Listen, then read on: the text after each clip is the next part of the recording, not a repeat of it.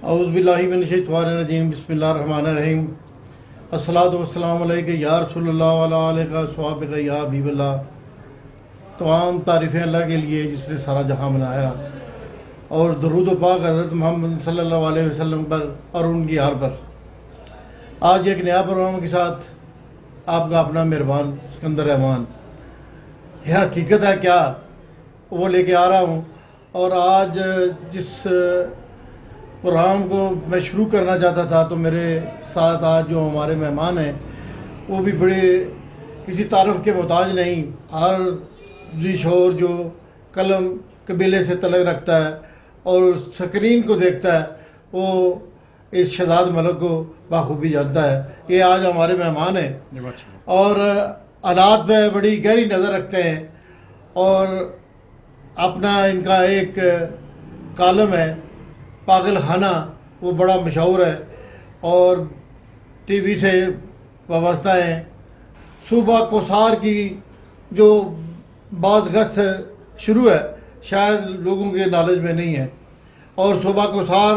کن کن جگہوں پہ بنے گا اس کے بارے میں یہ میرے بھائی جو ہیں اسلام آباد میں رہتے ہیں اور انہیں ماشاءاللہ اس پہ بڑی نظر ہے۔ تو میں سب سے پہلے آپ سے یہ شہزاد بھائی پوچھوں گا کہ آگے یہ صوبہ کوثار جو ہے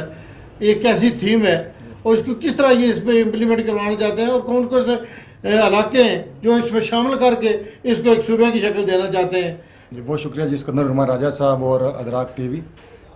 سر آپ نے وجہ فرمایا کہ اسلام آباد میں بھی اور کشمیر کے بھی کچھ حلقوں میں یعنی ایک بعض گشت ہے صوبہ کوثار کا ایک مطالبہ ہے، عوامی مطالبہ، اور اس کے پس منظر میں یہ جو آپ کی تحریک بھی جاری ہے، یہ بھی ایک بڑی ہائی لائٹ ہوئی ہے انٹرنیشنل میڈیا میں بھی۔ جو عوام کا احتجاج تھا اس کے پیچھے محرومیاں تھیں، اور جو ایک 70 سال کی ایک بے انصافی اور عدم مساوات ہے جو عوام میں، ہم نے دیکھا کہ یہاں پہ طبقات ہیں، برادریزم ہے، اور پھر بیوروکریسی کی ایک جو ظالمانہ گرپ ہے۔ اس طرح کے بہت سارے عوامل تھے کہ جس نے عوام کو یوں سڑکوں پہ نکلنے پہ مجبور کیا، اور یہ تحریک جو ہے یہ وفاق کے لیے بڑی مفید ثابت ہوئی ہے۔ عوام تو یہ سمجھ رہے ہیں شاید کہ جناب یہ صرف عوام کا ہی فائدہ ہوا ہے۔ یہ بڑی بات ہے کہ عوام نے اپنے گولز اچیو کیے ہیں، عوام کو آٹے کی قیمتوں میں، بجلی کی قیمتوں میں ریلیف ملا ہے، بڑی اچھی بات ہے، لیکن وفاق کو بھی بڑا فائدہ ہوا ہے اس حوالے سے کہ آئی ایم ایف نے بڑی سخت شرائط رکھی ہوئی تھیں ابھی نیا قرضہ جو پاکستان کو دینا ہے۔ تو اس تحریک کے پس منظر میں وفاقی حکومت نے آئی ایم کو دکھایا ہے، آئی ایم ایف کو، کہ عوام اس طرح مشتعل ہو چکے ہیں، عوام اب ٹیکس کا مزید بوجھ اٹھانے کے قابل نہیں رہے، لہٰذا آپ کچھ شرائط جو ہیں وہ نرم کریں۔ اور اس طریقے کا وفاق کو بھی فائدہ ہوا، عوام کو بھی فائدہ ہوا، اور ہم ایک لحاظ سے وفاق کا شکریہ ادا کریں گے کہ انہوں نے عوام کو ریلیف دیا۔ اور جو آپ نے بات کی ہے صوبہ کوثار کی، یہ ہمارے نیشنل لیول کا ایک تھنک ٹینک ہے، ان کی طرف سے بھی یہ آواز اٹھ رہی ہے، میڈیا میں بھی یہ باتیں ہائی لائٹ ہو رہی ہیں، اور آزاد کشمیر کے بھی کچھ دانشور طبقات ایسے ہیں کہ جن کا یہ مطالبہ ہے کہ ایک انتظامی یونٹ بنایا جائے، ایسا یونٹ کہ جو آزاد کشمیر، گلگت بلتستان اور صوبہ ہزارہ سمیت راول پنڈی ڈویژن کو شامل کر کے یہ جو ہمارے پہاڑی علاقے ہیں اس کا کوثار نام رکھ کے ایک صوبہ بنایا جائے، تاکہ یہ انتظامی امور کو اچھے طریقے سے ہینڈل کیا جا سکے۔ اور میں سمجھتا ہوں اگر ایسا ہو جاتا ہے، اگر اس تھنک ٹینک کی ان تجاویز کو اگر مان لیا جاتا ہے تو اس سے عوام کو فائدہ ہی ہوگا، اس سے نقصان نہیں ہوگا۔ اور چند لوگ جو ہمارے جذباتی لوگ ہیں وہ احتجاج ضرور کریں گے کہ جو ہمارے نیشنلسٹ ہیں کہ یہ شاید کشمیر کو ضم کیا جا رہا ہے، اور یہ کشمیر کے حقوق پہ ڈاکہ ڈالا جا رہا ہے، یہ بات ضرور ہوگی۔ لیکن میں سمجھتا ہوں جو دور جدید کے تقاضے ہیں راجہ صاحب، اس کے مطابق یہی ایک حل نظر آتا ہے کہ انڈیا نے تو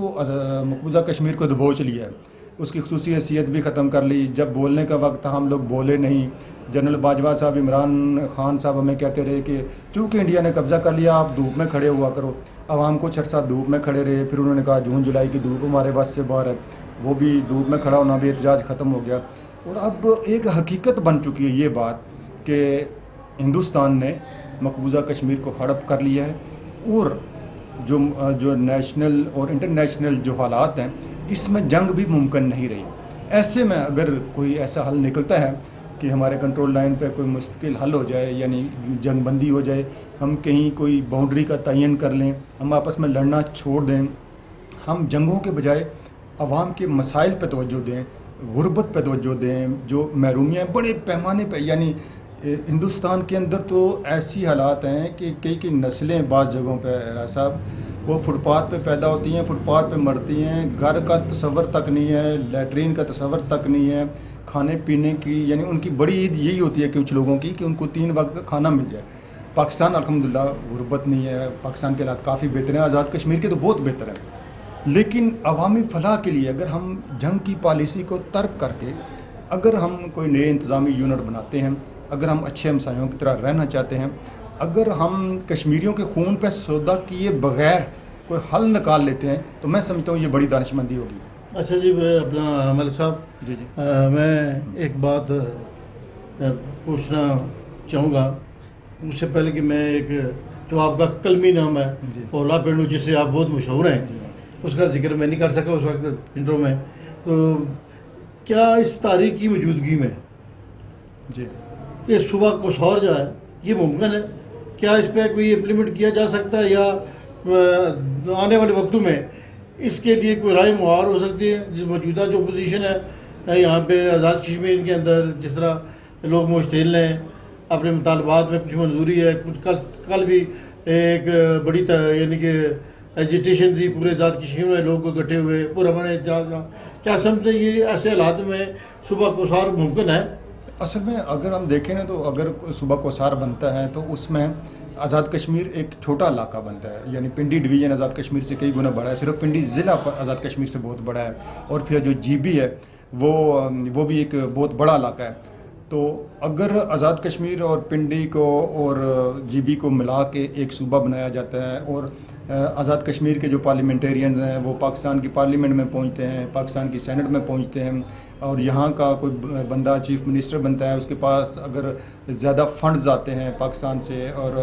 وہ پاکستان کی 5ویں اکائی کے طور پہ ایک وہاں کی فیصلہ سازی میں شریک ہوتا ہے, تو میں سمجھتا ہوں اس میں کوئی حرج نہیں ہے. اس لیے کہ ویسے بھی ہم مانیں یا نہ مانیں, آزاد کشمیر پہ تو اصل میں پاکستان کی حکومت ہے. یہ جو ہمارے وزیر اعظم ہوتے ہیں اور جو صدر بنے پھرتے ہیں اور پتہ نہیں کیا کیا عہدے ہیں, اور یہ جھنڈیاں ہیں, اور یہ 10 ضلع ہیں, اور پتہ نہیں راجہ ازم ہے, برادری ازم ہے, فلانا ازم ہے, یہ سارا تماشا بھی ختم ہونا چاہیے. میں سمجھتا ہوں کہ اس سے عوام کو تو کوئی فائدہ نہیں ہے, ان جھنڈیوں سے, ان گاڑیوں سے, ان MLA سے, ان صدارتوں سے اور وزارتوں سے. تو کیوں نہ ہم ایک یعنی آزاد کشمیر کے لوگ بھی ایک بڑے قومی ادارے میں شامل ہو جائیں, اور پھر ہم مل کے یہ یعنی مقبوضہ کشمیر کی آزادی کے لیے مل کے ایک تحریک چلائیں, اپنی شناخت کو برقرار رکھتے ہوئے. جی اچھا ملک صاحب, آپ نے بڑی خوبصورت باتیں کی, بڑے یعنی کہ سوچ سمجھ کے اور صحیح طریقے سے جو آپ نے باتیں کی ہیں. میں سمجھوں آپ نے وفاق کی بڑی ترجمانی کی ہے. ان لوگوں کے اندر جو جذبات ہیں, ان خیالات کو آپ نے بڑے اچھے خیالات میں لوگوں تک پہنچایا. میں یہ پوچھنا چاہوں گا کہ کیا موجودہ حکومت آزاد کشمیر اور جو حکومت پاکستان ہے, یہ اس پیریڈ میں جو ان کے پاس وقت موجود ہے, اس کے اندر اسے صوبہ بنانے میں کامیاب ہو جائیں گی؟ جی بالکل. یا اس طرح کی کوئی جو بات ہے اپنے ذہن میں, یا دیکھیں آپ ایک اچھی جگہ بیٹھے ہوئے ہیں, آپ ہم سے زیادہ ویژن رکھتے ہیں, تو آپ لوگوں کو یہ بتائیں کہ آیا کہ ایسا ممکن ہے یا کہ نہیں ہے؟ بالکل نہیں ہے, اس لیے کہ یہ ایک خواب ہے. کچھ لوگوں نے ایک تجویز رکھی ہے, ایک خواب دیکھا ہے, اور میں سمجھتا ہوں ایک نظریہ رکھنے میں, ایک بات کرنے میں, خواب دیکھنے میں, اپنی رائے دینے میں سب لوگ آزاد ہیں. ممکن ہے بہت سارے لوگوں کو یہ بات پسند نہ آئی ہو, لیکن کچھ دیوانوں نے ایک خواب دیکھا ہے کہ ہم اپنا ایک 5واں یونٹ تیار کریں گے, اور اس کے لیے آئینی ترمیم بڑی ضروری ہے. آئینی ترمیم ہوگی, اور موجودہ جو حکومت ہے یہاں پہ جو آپ کے چودھری صاحب ہیں, اور وہاں پہ ہمارے جو میاں صاحب ہیں, یہ تو اس قابل نہیں ہے. ان دونوں حکومتوں کو تو کٹ پتلی سے زیادہ کوئی اہمیت نہیں ہے. نواز شریف اگر وزیر اعظم ہوتے, یا عمران خان وزیر اعظم ہوتے, یا آصف زرداری وزیر اعظم ہوتے, یہ پاورفل لوگ ہیں. یہ ابھی جو مسلط ہیں یہ کلیریکل قسم کے لوگ ہیں, کلرک قسم کے لوگ ہیں, ایڈمنسٹریٹر قسم کے لوگ ہیں. اس طرح کا بڑا فیصلہ کرنا ان کے بس میں نہیں ہے. یہ دفاتر کو تو چلا سکتے ہیں, مختلف افسروں کو تو کنٹرول کر سکتے ہیں, لیکن کوئی بڑی آئینی ترمیم لا کے, یا کوئی 5ویں اکائی پیدا کر کے, کوئی نیا صوبہ بنا کے, یا کوئی بڑا ڈیم بنانا, اس طرح کے کام ان کے بس میں نہیں نہیں ہے، ہے۔ اور نہ یہ IMF کا اور دیگر یعنی امریکن اور یورپین پریشر کو برداشت کر سکتے ہیں. تو لہٰذا یہ ایک خواب ضرور ہے، لیکن اس پہ امپلیمنٹ ہونا دور دور تک کوئی امید نہیں. ناظرین، آپ نے دیکھا اور ملک صاحب کی آپ نے باتیں سنی، اور اس خواب کے حوالے سے بھی انہوں نے بتایا کہ چند لوگوں کا یہ خواب ہے کہ اس طرح ممکن ہے، کیا جا سکتا ہے. حقیقت ہے کیا، اس کے لیے پھر راجہ سکندر رحمان کسی اور پروگرام میں حاضر ہوگا. اجازت چاہتا ہوں. السلام علیکم.